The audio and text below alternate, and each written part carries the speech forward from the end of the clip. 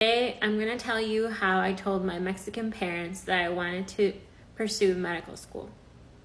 My name is Dr. Perez, and I'm currently a pediatric cardiology fellow. So, when I first told my parents that I wanted to go to medical school, honestly, I was a little bit scared. I had already accrued a significant amount of debt throughout my college years. And my parents were very supportive of that, but they were very clear with me that, they unfortunately couldn't really afford to pay for medical school. And, I would have to figure out a way to do that if I wanted to do so. So they were really hesitant. And ultimately I decided to go to medical school in the Caribbean because for those people who don't know, going to medical school in the Caribbean is a lot cheaper than doing it in the States. So what I did was I looked at, how much I'm gonna have to pay for each semester and how am I gonna get there essentially. So it was a combination of things.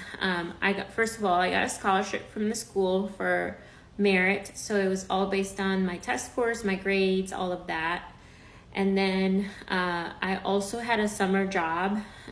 So I worked basically all summer to be able to afford airfare, to afford my books, to afford my month's rent while I was there and groceries.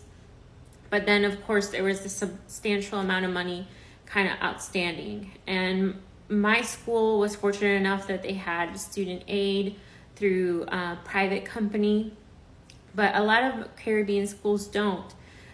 So I looked into other options as well, and ultimately I decided to do a second degree online that was on US soil. So I got my MHA, and by doing my MHA from a US-based school, I was able to get federal loans. Again, these were all graduate loans, so that helped me to kind of bridge the gap. Trying to explain this to my parents was just so difficult because they didn't understand how loans really worked and what all that meant.